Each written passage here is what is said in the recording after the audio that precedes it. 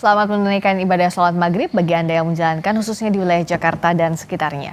Sapa Indonesia Malam kembali dengan informasi. Ketua Parlemen Iran Mohammad Bagher Ghalibaf mengklaim bahwa serangan Israel terhadap Lebanon dapat dihentikan melalui tekanan militer dan diplomasi. Ghalibaf menuduh Amerika dan Israel melanggar gencatan senjata sejak dimulainya blokade maritim dan serangan terhadap Lebanon. Iran dan Israel saling melancarkan serangan untuk pertama kalinya sejak gencatan senjata terbaru. Iran sebelumnya menyatakan akan mengakhiri serangan terhadap Israel, namun Israel tidak menghentikan serangannya ke Lebanon. ماجرای لبنان مثال خوبیه که نشون میده میدون دیپلماسی کنار میدون نظامی میتونه اسرائیل و دشمنان رو عقب بزنه. نه دیپلماسی مانع عملیات نظامیه و نه عملیات نظامی مانع دیپلماسیه. شما یه بار با تهدید به حمله و قطع مذاکره جلو حمله اسرائیل رو به بیروت میگیری، یه بارم با حمله نشون میدی که ترسی از قطع مذاکرات نداری و آمادگی کامل داری. Perdana Menteri Israel Benjamin Netanyahu menggambarkan Iran dan Hizbullah lebih lemah dari sebelumnya. Ia mengklaim Israel lebih kuat saat ini. Ia juga menyebut telah berbincang dengan Presiden Amerika Serikat Donald Trump terkait serangan yang belakangan terjadi antara Iran dan Israel.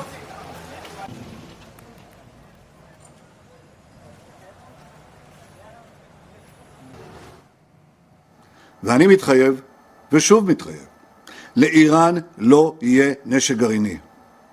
באותה נחישות פעלנו גם מול חיזבאללה. חיזבאללה תכנן לפלוש לגליל עם אלפי מחבלים, ובמקביל הוא תכנן להחריב את ערי ישראל עם 150,000 רקטות וטילים. גם את האיום הזה סיכלנו, וחיסלנו את נסראללה. ואני רוצה לומר לכם, הלוחמים הגיבורים שלנו, איך אגיד את זה? מפרקים לחיזבאללה את הצורה. אנחנו ממשיכים להשמיד את כל תשתיות הטרור שלהם ברצועת הביטחון. Melalui akun Truth Social-nya, Presiden Amerika Serikat Donald Trump menyerukan Israel dan Iran untuk segera menghentikan serangan. Bentrokan pada Minggu malam dan Senin pagi merupakan eskalasi paling signifikan sejak gencatan senjata 8 April lalu. Trump menyebut Israel dan Iran harus segera menghentikan penembakan, lalu kemudian pada postingan selanjutnya Trump mengatakan kedua belah pihak Israel dan Iran berupaya untuk segera melakukan gencatan senjata. Negosiasi akhir tentang perdamaian sedang berlangsung dengan kemungkinan terhalang oleh ketidaktahuan atau kebodohan. Blokade akan tetap diberlakukan dan berlaku sepenuhnya sampai kesepakatan akhir tercapai. Segala sesuatunya harus berjalan cepat. Terima kasih atas perhatian Anda terhadap masalah ini, sebagai khasnya Donald Trump saat mengungkapkan pernyataan di Truth Social. Trump telah berkali-kali menyerukan agar Israel menahan diri, namun nyatanya serangan tetap diberlakukan. Apakah Israel dengan sengaja mengabaikan seruan Amerika Serikat atau apa di balik taktik Israel? Untuk membahasnya, kita sudah bergabung dengan nostalgiawan Wahyudi, pengamat Timur Tengah BRIN, dan juga Pizarro Gozali, peneliti Asia Middle East Center, yang keduanya sudah ada di studio Kompas TV. Selamat datang Mas Awan, juga Mas Pizarro. Waalaikumsalam warahmatullahi wabarakatuh. Kita melihat tampaknya gencatan senjata ini sangat rapuh, bahkan sudah pecah juga antara Israel dan Iran. Kalau Mas Wawan lihat, apakah memang Israel ini sudah mengabaikan apa yang disampaikan Donald Trump ya, Amerika Serikat sebagai sekutu utamanya? Jadi kita harus melihat rangkaian ini dari sejak awal ya. Memang ada upaya dari Israel untuk mengalienasi diri, menarik diri dari perjanjian ini.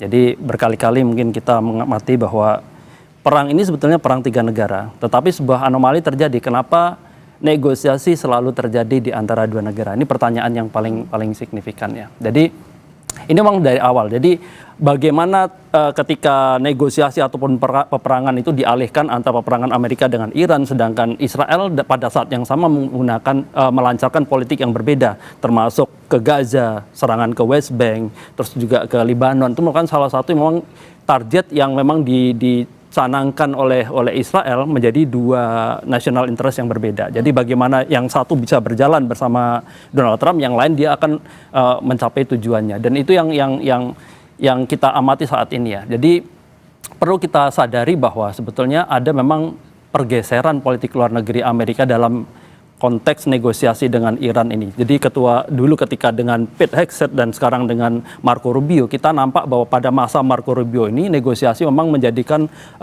front paling depan ya yang dicanangkan dan sengaja sedikit menggeser posisi Netanyahu dan Israel, dan di situ pergeseran itu sudah terlihat. Jadi bagaimana kalau saya melihat sebetulnya ada dua target politik yang sekarang mulai meretak ya, berbeda antara Amerika Serikat. Di mana pada titik tertentu Trump mengatakan bahwa regime change bukan lagi menjadi sesuatu yang tidak bisa yang ini ya dibicarakan lagi, bukan utama lagi, sudah bergeser pada sekarang kita hanya berbicara masalah bagaimana nuklir itu bisa dinegosiasikan dan Selat Hormuz. Sedangkan Israel masih pada titik yang sama. Jadi regime change target utama dan pemusnahan nuklir, sehingga dia ingin menciptakan Middle East yang zero enemy bagi Israel dan juga menghancurkan akses-akses yang ada di sekitar Israel, sehingga national interest untuk Israel itu bisa terwujud dari situ. Dan ini yang perlu kita amati lebih dalam ya. Jadi mengapa seolah-olah Netanyahu itu mengabaikan Trump. Jadi memang positioning sejak awal memang sudah seperti itu. Yeah. Dan saya juga tidak menafikan ya, apakah benar kemarin serangan Israel terhadap Iran, balasan dari serangan Iran ke Israel ya, itu tanpa pengetahuan atau persetujuan dari Trump? Saya kira tidak. Jadi itu Trump tetap mengetahui, dan saya kira Netanyahu tetap berbicara secara direct ya dengan Trump. Jadi kita melihat bahwa sebetulnya level dari diplomasi atau negosiasi antara Israel sama Amerika itu bukan bekerja pada ranah yang sangat-sangat formal, tapi sudah pada ranah non formal. Dari mana misalnya Trump pada malam ini untuk bisa menelpon Netanyahu secara langsung, Netanyahu juga bisa melakukan direct call pada Trump secara langsung. Jadi itu memang dalam skenario. Jadi kalau saya melihat lebih lanjut, sebenarnya ada beberapa target ya. Pertama, serangan yang dilakukan oleh Iran terhadap Israel itu seolah ingin menegaskan bahwa selama ini Israel cenderung mengelak menjaga diri dari negosiasi antara Amerika dengan Israel, dan padahal di situ tuntutan utamanya adalah Lebanon termasuk dalam ranah diplomasi. Tapi cari gara-gara terus Israel dan tidak mengindahkan itu ya, tetap menyerang Lebanon. Di awal-awal kan Pete Hegseth mengatakan bahwa sebetulnya Lebanon itu perang yang berbeda dari perang yang ini, dan konteks itu Israel ingin menyatakan dengan serangan itu agar memberikan perhatian kepada Israel bahwa mereka benar-benar secara serius ingin memasukkan konteks perang di Lebanon dalam negosiasi itu. Meskipun Israel pada titik tertentu selalu bermain dua kaki ya, meskipun rudal itu dilakukan, serangan terhadap Lebanon baru-baru saja juga masih terjadi, dan itu yang saya kira permainan dua kaki yang perlu kita cermati ya. Karena sejak dapat ketika dia menarik diri dari negosiasi, berkali-kali kita mengatakan bahwa Israel mempunyai potensi duri dalam daging dalam postur negosiasi. Dan inilah yang selalu terjadi sejak awal, bahkan perundingan terjadi di Islamabad pun juga sampai hari ini, Mas Pizarro. Dengan kondisi Israel yang tidak mengindahkan, apa sebenarnya yang jadi concern negosiasi yang sedang berlangsung? Apakah ini akan menjadi satu potensi bahwa Iran juga mau tidak mau harus total melawan Israel, karena kan yang Israel takutkan sebenarnya ada kekuatan lain di Timur Tengah kalau perang ini berhenti saat ini, begitu kan? Jadi ini emang ada kontras antara Netanyahu dan Trump. Ini sebenarnya hubungan kayak sahabat aja. Jadi kalau Trump tuh marah-marah, Netanyahu udah tahu lah batasnya. Kamu tidak akan pernah bisa benar-benar menekan saya seperti itu. Karena ini sangat kontrasnya begini, Mbak Friska ya. Kalau Netanyahu menghentikan perang, dia kalah di Israel. Karena kita ingat 27 Oktober itu batas akhir Israel harus menggelar pemilu legislatif seperti itu, dan tuntutan dari para partai-partai koalisinya Netanyahu, pendukung-pendukung Netanyahu, dia harus terus melakukan peperangan bersama Hizbullah dan Iran, karena sampai sekarang itu belum bisa ditaklukkan. Jadi tujuan keamanan itu belum tercapai oleh Israel. Padahal itu jualannya di pemilu nanti kan? Iya, ini yang bisa dia jual. Tapi sebaliknya Trump, kalau dia memperpanjang perang, dia justru nanti akan kalah di Amerika Serikat, gitu ya. Karena sekarang kerugiannya saja, kalau kita lihat itu 100 miliar US dollar. Kemudian harga ekonomi juga melonjak naik, dan tuntutan-tuntutan publik Amerika Serikat ini harus berhenti perang. Jadi kita bayangin ini ada perbenturan kepentingan nih. Satu pengen terus perang karena dia ingin menang dalam pemilu, yang satu pengen berhenti perang akhirnya menang pemilu gitu. Ini kemudian terjadi deadlock. Tapi kan problematikanya Trump itu nggak punya pilihan. Dia mau sekutu sama siapa di Timur Tengah? Gitu. Dia nggak punya lagi sekutu sekarang di Timur Tengah. Saudi udah mulai melipir, kemudian Qatar udah mulai tidak percaya, Oman saja sekarang sudah takut-takutan. Maka kenapa Netanyahu tetap melakukan serangan kepada Iran? Netanyahu paham, Trump tidak akan bisa lepas dari saya. Anda mau bekerja sama siapa di Timur Tengah kalau bukan sama saya? Gitu. Dan jangan lupa teknologi militer Anda, pesawat Anda, dan bahkan kemenangan Anda nanti dalam pemilu itu donatur dari kelompok-kelompok saya. Gitulah. Ini yang dipegang oleh Netanyahu. Kenapa akhirnya Trump hanya bisa marah, hanya bisa kesel, hanya bisa kritik, tapi dia tidak bisa menstop Netanyahu. Dan ini kemudian ada di kepalanya Iran gitu. Kenapa Iran melakukan serangan kepada Israel? Dia ingin memperkeruh hubungan antara Trump dengan Netanyahu. Iya. Karena tahun ini udah saling konflik nih. Kalau saya serang kemudian Israel, ini akan semakin menambah ketegangan antara Washington dengan Tel Aviv. Jadi Iran ini pintar juga dia membaca psikologis Trump dan Netanyahu sekarang gitu ya. Dan apalagi jangan lupa Mbak Friska, dia udah pulih sekarang. Kan gencatan senjata sudah sangat lama berjalin, dia kembali mendapatkan bisa bikin misilnya, bisa bikin rudalnya, dia udah reload lagi ya kekuatannya dia. reload lagi. Nah, serangan Iran kepada Israel itu pesan kepada Washington, kepada Tel Aviv, saya udah sembuh, saya udah rebound, saya sudah kembali gitu. Bahkan sekarang ada perbedaan pola nih sekarang Mbak Friska. Kalau dulu biasanya Iran itu memakai Hizbullah untuk melakukan serangan kepada Israel, tapi sekarang dia udah direct langsung, udah serangan langsung. Ini pesan bahwa kami nggak lagi cuma ngomong ngancem kata-kata, omon-omon gitu ya, ultimatum. Saya bisa loh membuktikan untuk menyerang Anda gitu. Dan yang kalau kita lihat kemarin kan Mbak Friska, yang diserang itu menarik, Haifa, Galilea, Negev. Ya. Ini fasilitas strategi semua nih. Di Negev itu ada fasilitas nuklir Dimona. Seperti itu. Ada pangkalan militernya Israel dan Amerika Serikat. Kemudian Haifa itu pangkalan laut dan pelabuhan terbesar dan infrastruktur penting. Jadi kemudian memang serangan Iran ke Israel itu direct langsung menyerang fasilitas strategisnya. Makanya kan Israel itu menarik. Dia melarang media siapapun mempublish foto-foto kerusakan. Iya. Artinya kalau kita berpikir terbalik, ini banyak yang hancur. Iya. Dari serangan Iran kepada Gak mau Israel. kelihatan kalah, makanya gak boleh dipublikasikan. Nggak boleh dipublikasi seperti itu. Dan saya kira ini akan mempersulit negosiasi gencatan senjata. Karena Iran udah bisa dikatakan Iran ini sekarang udah agak makin hawkish, makin radikal gitu. Karena dia sekarang udah ngomong, Libanon itu kami, Iran gitu ya. Anda menyerang Libanon, Anda sama juga menyerang Iran. Ya. Dan dia sudah mengatakan Amerika dan Israel itu nggak bisa terpisahkan. Karena dukungan fasilitas militer Israel itu disupport oleh Washington. Ya. Gitu. Jadi kenapa? Makanya dia kemudian juga memberikan tekanan kepada Washington. Jangan lupa loh, Israel itu eksis, ditopang senjatanya itu karena Anda loh. Ya. Jadi ketika Israel melakukan serangan kepada Libanon dan serangan kepada Iran, itu juga bagian dari serangan dari Washington. I see. Dan kalau dalam kondisi seperti ini sebenarnya Mas Wawan, siapa yang harusnya lebih punya posisi tawar tinggi antara Trump ataupun Netanyahu? Meskipun Amerika Serikat butuh ally di kawasan Timur Tengah, tapi di sisi lain kan bahan bakarnya itu disupport oleh Washington. Jadi seperti ini, kalau kita lihat ya sebetulnya memang kedua keterdesakan yang sangat luar biasa. Satu memang ingin menghentikan perang karena pemilu desakan dari dalam negeri Amerika, yang satu lagi memang ingin melanjutkan perang untuk pemilu. Kalau kita melihat sebetulnya lebih pada seperti ini ya.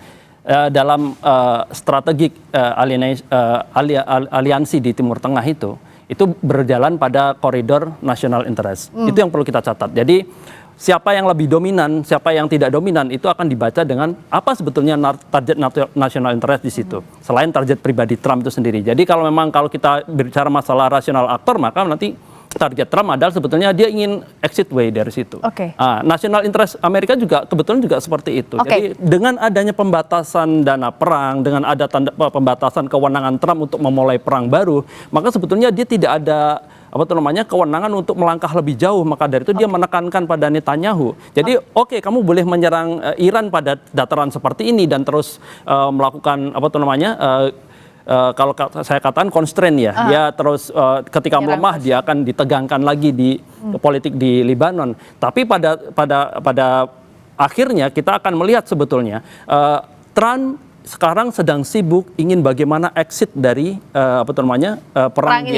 So exit plan ini yang sampai sekarang tuh masih belum ada. Ya, itu yang akan dikejar. Okay. Jadi itu yang sebetulnya setelah itu exit itu keluar, maka dia akan leave it to the rest to Israel untuk sementara waktu. Oke, Mas Wawan dan Mas Pizarro, kita jeda dulu karena kita akan menuju ke Istana Kepresidenan Jakarta. Kita saksikan breaking news sesaat lagi.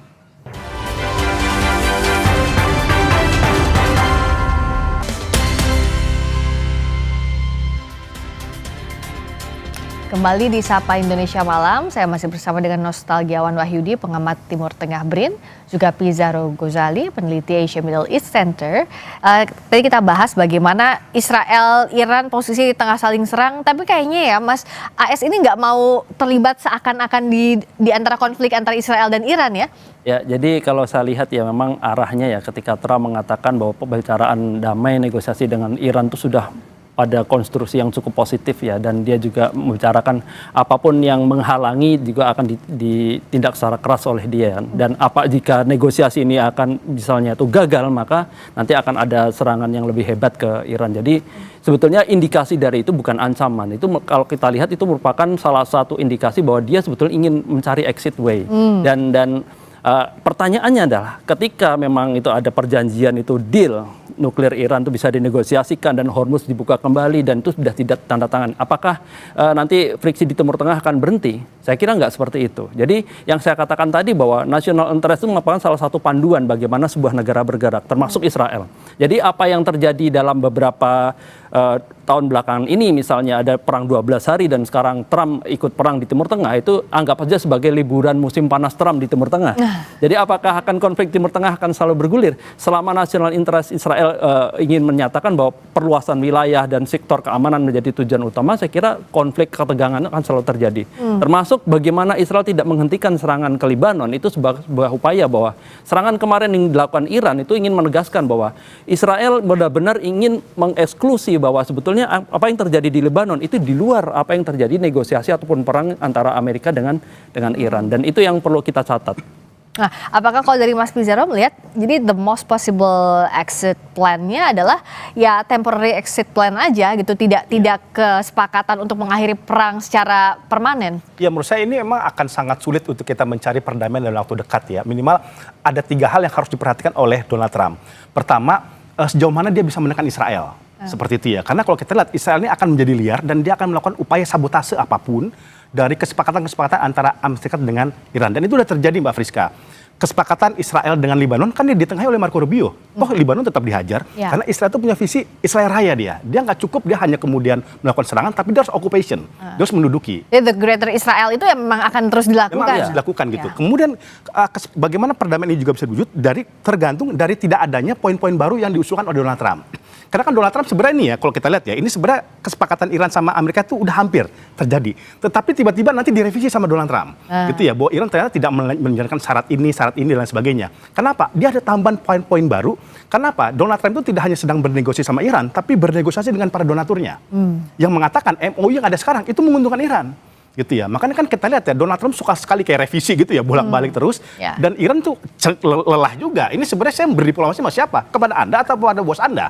Gitu kan, seperti itu. Kemudian yang ketiga ialah tidak adanya tuntutan maksimum gain. Gitu ya, karena kalau kita lihat ya, nih, segala gencatan senjata yang diatur oleh Donald Trump nggak ada yang jalan itu. Gaza gagal, Ukraina gagal, Korea Utara gagal, kemudian sekarang Iran juga gagal gitu. Kenapa? Tuntutannya terlalu besar. Dulu di Korea Utara kan juga sama nih, hampir mirip kayak Iran. Donald Trump meminta semua fasilitas nuklir Korea Utara itu dibongkar. Itu mustahil. Kim Jong Un udah bilang, saya kasih 1 deh, Yongbun gitu, dengan syarat Anda cabut sanksi-sanksi dari ekonomi pada saya. Trump nggak mau, dia maunya tuh paket jumbo, bukan paket hemat. Ya gitu ya. Jadi dia maunya semuanya. Sama juga kayak Iran kan. Iran diminta sekarang bukan sekedar punya uranium, tapi dikasih kepada Amerika Serikat. Itu kan bunuh diri bagi Iran. Gitu kan. Iran berarti telanjang kan. Karena uranium itu asuransi keamanan bagi dia. Saya kira kalau 3 variabel itu Amerika masih tetap ngotot atau tidak dijalankan, mustahil perdamaian akan terjadi. Bahkan yang terjadi paling temporer aja, habis itu akan perang lagi. Kayak sekarang kan Netanyahu mengatakan, saya sementara berhenti dulu serangan kepada Iran, tapi Iran balas, saya akan serang lagi kayak gitu. Ini kan pesan bahwa Trump itu lemah di mata Netanyahu. Dia udah ketahuan kapasitas dia tidak akan berani berhadapan dengan Israel karena Israel itu begitu sangat powerful, dia mengendalikan politiknya Amerika Serikat. Saya kira ini yang menjadi kesulitan nanti bagaimana negosiasi ini bisa berjalan. Apalagi Mustaba ini sekarang udah belajar dari ayahnya dulu, Ali Khamenei, yang agak moderat, mau negosiasi dengan Amerika, toh tidak menguntungkan bagi Iran gitu. Saya kira sekarang Iran akan lebih sangat keras, dia akan lagi sangat menuntut ya, selama itu kemudian tidak menghasilkan keuntungan nyata, maka mereka siap berperang kembali. Sepertinya teater perang ini masih akan panjang episodenya. Kita akan lihat adu kekuatan artinya antara Israel, Iran, dan Amerika Serikat masih akan terjadi mungkin dalam waktu yang masih panjang. Meskipun kita tetap berharap ini segera berakhir.